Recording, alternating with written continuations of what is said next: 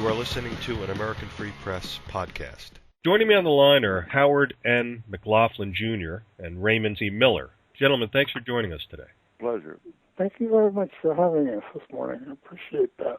Gentlemen, you have put out a book called From the Volcano to the Gorge, Getting the Job Done on Iwo Jima, and I want to get into that in great detail in a bit. But before we do that, for the benefit of the listeners, can you explain to them a little bit about your lives leading up to Iwo Jima? Where you're from, when you were born, what you did prior to enlisting. Howard, let's start with you. All right. I was born in Wairika, California, which is about as close as you can get to Oregon without being there. I was raised partially in Redding, and the rest of the time was in Sacramento. I went from Sacramento, I went into the service, and there I was sent to school at what was called Flagstaff Teachers College. It's now the University of Northern Arizona. Right, NAU. Right. Went from there to the fleet, and from the fleet across the ocean to all these wonderful places you're supposed to be able to travel to. Right. I'm going to hazard a guess at your birthday just from putting together some things in your part of the book. Were you born on December 9th, 1925? That is correct. Because I read something in the book where it said you turned 16 2 days after Pearl Harbor, I think it was. Right, correct. And prior to enlisting, obviously you were, as I just said, 16 years old. You were just a young man. Did you just have a regular American childhood growing up in California? Well, I don't know what you call it regular. At that time, we had ROTC programs, which they don't have too many of anymore. I was in ROTC. Before I finally graduated, I was a major. I was a battalion commander. That was my prior military experience. How about pre-military, growing up in California? You have brothers or sisters? I have a brother, and my father tried to get us out in all the good things that there are around here besides what you get in the Boy Scouts. I got a lot of outdoor things besides working. At that time, you worked. Nobody gave you anything. Right. To me, it was normal. You worked after school. You worked on weekends and whatnot. If you wanted money to go to the show, you worked. Nobody came and said, here's a quarter for you to go to the movies or anything like that. Right. And, of course, you were born in 1925, and you were just 3, 4, 5 years old when the stock market crashed and the Great Depression set in. Do you have any memories of that? Oh, I have a lot of memories of it. Not, of course, of the stock market. None of that meant anything to me. Right. But by the time we got to 1932, 33, along in there, we were into the Depression. Yes, I got a lot of that. We were lucky, our family. My father was in civil service. So consequently, we got a check every month. That made a big difference. Yeah, absolutely. You had said you were in ROTC, which is, I guess, the Reserve Officer Training Candidate School, which, as you said, they don't have too much of that anymore. Right. This was something they had in high school. And we had 3 high schools in town, and all 3 high schools each had a battalion of their own. And then we marched against each other, and we played games against each other, and anything you can think of to keep up that military spirit type of thing. And of course, at that time, until the last year of it, we had no inkling of a war, except in Europe. Right. What do you think attracted you to ROTC? Let's say I was lazy. I didn't want to get into sports. I liked football the best, but I sure as hell I did get beat around all the time. Right. As a lineman. So really it wasn't that you selected it because you were in love with the military. You did it because it was maybe a second or third choice. Well, my love for the military was, as everybody mainly was then, was becoming a fighter pilot. That was the thing that everybody was trying for. One guy I know of that made it, he lives over in Redding. I still see him occasionally, but he became a P-51 pilot. And the rest of us all went to the diversity of where we ended up. By the time that I graduated, I guess there was maybe 200 in our graduating class. In our high school, there was probably well over half of the boys were already enlisted in some branch of the service by the time we graduated in June of 1943. Mm-hmm. And you had gone into San Diego MCRD, which is the Marine Corps Recruit Training Depot. because I was actually across the fence from where you guys both trained in the Navy. We could throw sandballs at you, yeah. And I heard stories about some of the Navy guys wanting to get out of boot camp and jumping over the fence and ending up with the Marines. March the 15th of 1943, I signed my enlistment papers at the 12th Naval District Station in San Francisco. It was a delayed enlistment in that I was to graduate from high school, and then I would go in the service, which I went in on active duty then on the 1st of July. Right. And I think from reading in the book that date was significant a couple of years later, 2 years later, because wasn't that the date that Iwo Jima was declared secured? That's right. I hadn't thought of it that way. Were you in training to become an officer? Theoretically was the object of the game, and you were the same in this officer's candidate school that you were even in boot camp or any place like that. You were not allowed outside radios, information, anything of that kind. And so that when it came time to the first quarter was the 1st of November, I think. And they went through everything and they hassled up about at least half of all of the Marines and sailors in these boot camps around the country. I think there was pretty close to 800 Marines showed up in about 3 or 4 days there at San Diego, and we all had the pre-officer candidate training, I guess. Mm-hmm. But the only thing we really had was tailored uniforms, and we had all our insignias and knew how to say yes sir and no sir, and everybody had ROTC, so we knew how to march, and all in all, it made our boot camp was quite easy. Mm-hmm. And something else I wanted to mention, when you were, as you said, in Flagstaff, Arizona, which is now one of the 3 big universities out in Arizona, NAU, Northern Arizona University, that's where you met Helen. Right, that was my wife. I met her before I went overseas. I married her right after we came back from overseas, and she died 60 years and 8 months later. Right. Sorry about that. Yeah, I read that you kept in very close contact with her for the next 30 months after right. left. And one last thing I wanted to ask you. When you heard the news about Pearl Harbor, what was your initial reaction? It's sort of a combination of joy. In other words, here were kids that were never going to see it. All of a sudden, we're going to get a chance to go to war, you know. We were working on model airplanes at that time. We were over in the park near the house, and some of the other kids stopped by. About 4 or 5 of us were flying model airplanes, working on them, trying to get them together for a contest coming up in a couple of weeks. So they stopped by and told us about it. I don't know. At 16, that stuff, you can't get through to you. It's too much. It's even too much later on. But anyway, right. At that age, it was really astounding, breathtaking. Mm. I can't say anything about that any more than I can tell you about what happened when the bomb was dropped in Japan.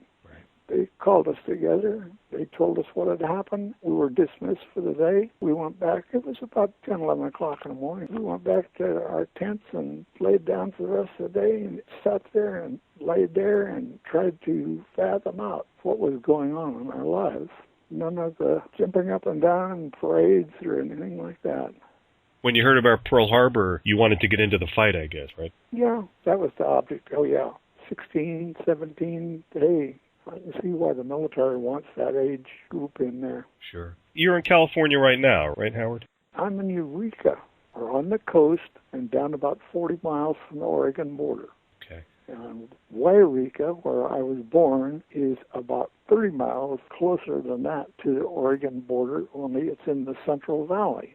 So we've got to go over a big hump of hills here to get into this valley that's where Wairika, and actually for places I assume back east, we're next door to each other. Right. Kind of like going from Tucson to Phoenix or Phoenix to Flagstaff, I guess. Yeah, right. I get off on another story here that I ran into when I went to Nagasaki after the war was over, and I was transferred to this unit. One of the things that I was doing when I needed parts for the engineer battalion that I was in was to go into Nagasaki, and I stop and pick up the mail. Okay, when you pick up the mail, the guy I run into, hey, did you see this guy over here? Well, it turns out he's from California. Of course, now he's from California. He's from Eureka, and I'm from La Jolla, which is just outside San Diego. I know it well. And, okay, and so here's all these people thought that we lived just across the street from each other. You know? And they couldn't understand it. But anyway. Your history is a little easy. I mean, you were from California. You're still living there. But I think, Ray, yours is a little different, right? Yeah, I got around a little bit more. Where were you born? I was born in Chicago. When's your birth date, if you don't mind me asking? 16th of March. 24? 1924. Mm-hmm. Okay. You guys are pretty close in age. And Yep. Ray, if you could, for the benefit of the listeners, give them a little background about yourself in the same framework that Howard did. Okay. My folks were wonderful folks. I was the only child, and they loved me very much. And my mother was talented in her imagination and in music. And my father was very talented in his own personal organization. We'd always been workers in the family. And my father worked at several different jobs, trying to find out what was going on out there, but he was involved in a lot of athletics. He actually played professional basketball. Wow. A long time ago, and semi-pro baseball, and taught boxing and wrestling in the Army, and so he was very athletic. My mother was very athletic. She loved the gym. She loved to play golf, and I was maybe a little bit of a disappointment. My father would have liked it if I'd been on the football team. I did play in the band. I was quite musical. We moved to Wisconsin when I was 9 months old, and they hadn't even asked my permission to go, so they just picked me up. And my father had a job in Wisconsin, and I was raised there in Oshkosh. Oh, sure. I was there for 20 years or so. Mm-hmm. I had a very good time in school. I enjoyed learning. I enjoyed the other people. I did a fair amount of singing and dramatic work. I did some writing. I really had fun, but I learned things in school and had a lot of friends. And I'll say again, I did a lot of singing then, and I still do some singing. I enjoy that. I really enjoyed life. I had fun in high school. My father was a bit of a disciplinarian, and he didn't want to give me an allowance. And so I figured, well, I'm going to go out and get a job. And so I started doing a number of different things to make some pocket money, and worked nights later on when I was in high school, worked nights setting pins in the bowling alley, pick up a few bucks there, actually quite a few. You're going to take girls out, they want you to spend some money on them, so yeah. I worked to do that. What's up with that? Jeez. I saw what you did in Alaska. That was pretty industrious. I didn't have as much fun in Alaska, but I had always wanted to go to Alaska, and as part of another story, I think, which may be in the book, when I went through boot camp, I wound up going through San Diego just like Mac did. I signed up in Milwaukee, and they shipped us out to the West Coast. Went through boot camp there. I did a pretty good job on the rifle range, and they needed instructors on the rifle range. And I was an instructor on the rifle range at Camp Calvin B. Matthews, just outside of La Jolla. And actually, there wasn't a hell of a lot to do out there, but I remember being at the USO in town. You know, you could see girls there, or little old ladies, but the opportunity for female companionship was slight. And I see on the bulletin board there that they were offering classes at the local college there for any of us servicemen that wanted to go over and take classes, and just to be able to do something different. I enjoyed my job on the rifle range, but in the evening I'd go down there, and I was a student at a girls' school and would run into girls on the campus there, and there were very, very, very few young gentlemen around there. There's a couple old guys that were janitors or something, but it was a delight to talk with the girls. On the rifle range, there was a girl that came out. Actually, it was the commandant's daughter came out in her little pickup, in her little Ford convertible, and she and I kind of liked each other, but there was a lieutenant that liked her, and I wound up getting transferred. Got transferred to Camp Elliott to another outfit that was just terrifically boring. And I figured, I got to get out of here. So I wrote a letter to my father. My father did have some connections in the Marine Corps. And so I said, I want to get out of here. I want to go to Alaska. I'd never been to Alaska. And I guess about a week later, I got a call into the first sergeant's office, and he said, well, who the hell do you know? Right. He said, I got these papers with pink ribbons all over them. He said, you're leaving for Puget Sound Navy Yard in 3 days, so pack up your bag and get going. So I went up to Puget Sound Navy Yard, was there for a couple months, and then went there with a group of Marines to replace some other Marines at Kodiak. And I was up there for 15 months. That gets kind of boring, but I got there and I saw a little bit of Alaska, and I was very pleased to come back. After being in the Marine Corps 2 years, I came back to Seattle, and I had a few bucks in my pocket, and there were the bright lights and places to go and girls and waves. I'd never seen a wave before. Right. And so life was better again for a while. When I was in high school, I'd never talked with my father or my mother about my life's plans. What am I going to do when I get out of high school? I'd kind of assumed that I would be going to college, and I wasn't sure why. It just so happened that in our high school we had 6 months classes. I think that's the easiest way to put it. You were in the class of the June class or the January class. I was due to graduate in January of 42. Then the war started in 41. It was just a few days after I had heard the president speak about the bombing of Pearl Harbor and a day that will live in infamy. So I went and joined up in the Marine Corps. Actually, I never even went to my graduation, but I wound up getting a diploma anyway. I went into the Marine Corps and boot camp and the rifle range, and I did well on the rifle range, and went to Alaska, came back, and then joined the 5th Marine Division. That's where I wound up down there at Oceanside and running up and down the hills and starting to learn more about what was going on. I was a company armorer, actually. In high school, what made you go in the direction of the military? I know you said your dad was involved in the Army, but what made you go in the direction of the military, and what made you go to the Marines and not the Army? I was one of millions with great patriotic fervor, and I wanted to get in there and do something, and because the Marines maybe had a little bit more sexy appeal or something like that, then that's what I wanted to do, and I went and I joined up with them, and I don't regret that at all. My father was disciplined. I'm not saying that he was hard on me, but he disciplined himself. He was very well organized. His job for years and years and years was a matter of organizing things, and he did that well. And I guess I learned something about organization just by osmosis, just by seeing what he was doing. Right. So I kind of fit into the Marine Corps pretty well, especially being in a family that's a get the job done sort of family. So when did you enlist in the Marine Corps? I enlisted the 17th of January in 42.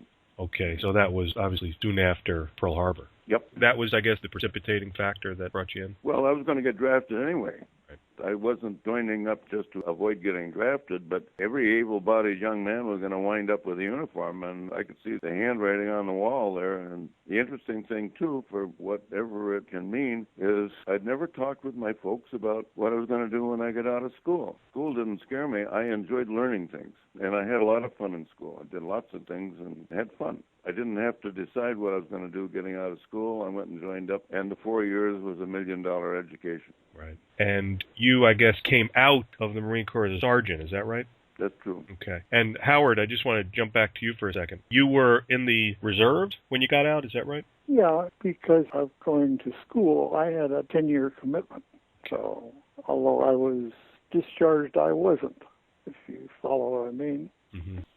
From the Volcano to the Gorge, getting the job done on Iwo Jima. It's split into two parts. It's Howard's recollections and then Ray's recollections. And of course, this was just published in 2010 by Tower Publishing. And Howard, you started writing this back in 1989, is that right? 89 and 90. Okay. My wife was in beginning stages of Alzheimer's, and I had a girl here to keep her company and whatnot. While they watched baseball and whatnot, I sat in here on the computer and tried to put down all the things I could remember from my grandkids. And finally, I tried to rearrange them a little bit, and they sort of ended up like a book. Right. So what motivated you to do it was for your grandkids to understand exactly what happened there, what happened to you and what happened there, right? Well, I guess you could say that part of it was I'm proud of what I did. I wanted them to know. I can remember my father was a Legionnaire. He only got to school in World War I, but I can always remember how proud he was and everybody else was that was in the American Legion. Mm-hmm. That just hung over. I wanted my kids to appreciate what that meant. Okay. It just sort of rolled together. I put one thing down tonight, and the next night something else, and then all of a sudden I remember something, and I go back, and with a computer I could type it in between, and it would correct my spelling, and hey, I was off and running. So. Yeah, on page 198, you say here that this narrative was originally written in 1989/1990 as a history lesson for my family. It has not seen the light of day until now. And of course, the approximately 200 pages here, that's just a small portion of what you wrote, right? That's correct. That was part of one book, and I wrote 3 books and included all the pictures I could find that were of units I was with and places I had been and whatnot. Say roughly 600 pages of writing there to go through and try and squeeze it down to something. Right. And Ray, how about you? When did you start writing this stuff down? I would occasionally talk with people about some of the things that happened. In my own way, I would see something that maybe I thought was very interesting or maybe a little unusual or funny or something like that. I guess I never wanted to see things quite the way that everyone else did, looking for something new or interesting. And my mother had a lot to do with this. She sparked my curiosity and interest and fed me an awful lot of interesting stuff from literature and other interesting people, and I kind of got the bug on that. So it didn't bother me too much to relate some of my experiences. I didn't do a lot of this, but I know some fellows never want to talk about it, and I would at times. I was visiting Mary Smith, my present roommate, and her mother would visit, and I would tell some of these experiences with her. And also nearby is St. Joseph's College, and I worked there for a while, and I met a man by the name of Paul Selpst. He was running the master's degree program there in healthcare management, but he was musical, and we would get together every once in a while and have a little bourbon and maybe a cigar or something like that, and I would tell some of the stories that I had because he found them interesting, and he said, you know, you should tell others about this. There are people that should hear about this. So he encouraged that. So maybe 10 years ago, I started writing this, and I had written some stuff before, so the writing aspect wasn't all brand new. Like Howard, he'd written some other stuff, and that makes it easier. Actually, the publisher of Tower Publishing, Michael Lyons, is a longtime old friend of my business partner, Pete, and I went to talk to him about actually an invention I had or an idea I had, and we got to talking about this thing, this and that, and mentioned about the writing, and I mentioned that I'd had the memoirs, and he said, I'd like to see those. And so he saw them, and then it kind of had a life of its own after that. It's a good thing it did, because it's an amazing book that people really need to read. I wanted to express my own views in there, and I would sometimes see things differently than others, and I'd read a lot of war stuff and the battle plan and the body count and blood and guts and all that, and I tried to see other things in the service that interested me and thought that they might interest other people also.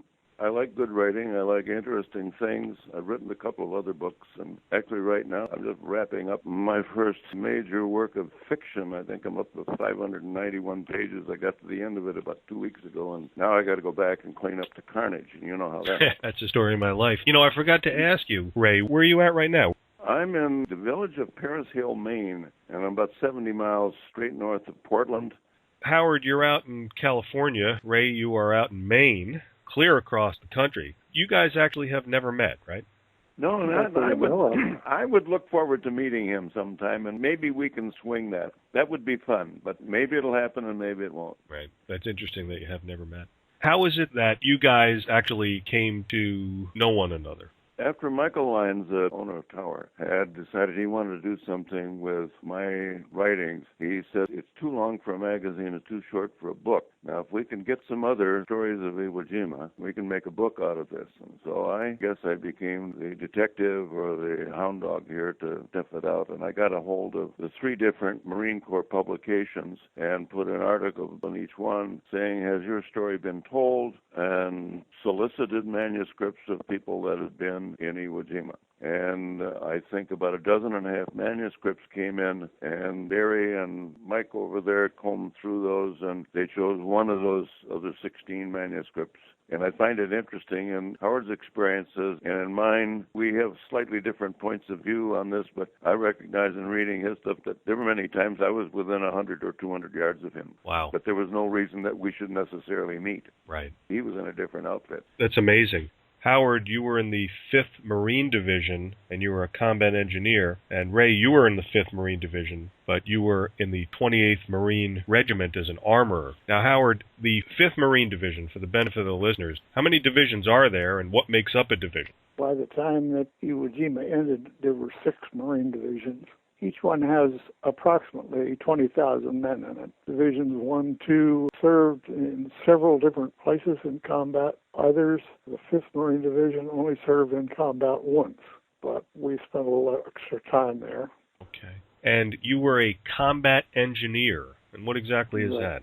Well, for lack of anything better to call us, because at that particular time I was a diesel mechanic and a heavy equipment repairman, which meant motor graders and steam shovels and trucks and rock crushers and all kinds of stuff like that you repaired to keep them in running condition. Amongst the parts of the division were other separate units besides engineers.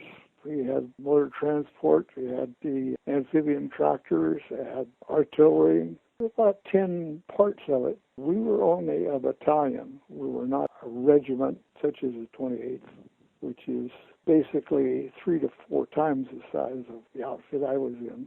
We were not supposed to go ashore at Iwo Jima. When we were called, we were taken completely by surprise. We went ashore. The war was going to be over in 3 days. That was 37 days before I got taken off of there. Things just didn't work out the way the military thought they were going to. They usually don't, right? Yeah, as I sit back and read now, yeah, that was about standard operating procedure. Exactly. That's right. Snafu, right? Right. Ray, now you were also in the 5th Marine Division, but you were in the 28th Marine Regiment Armorer. What exactly is that?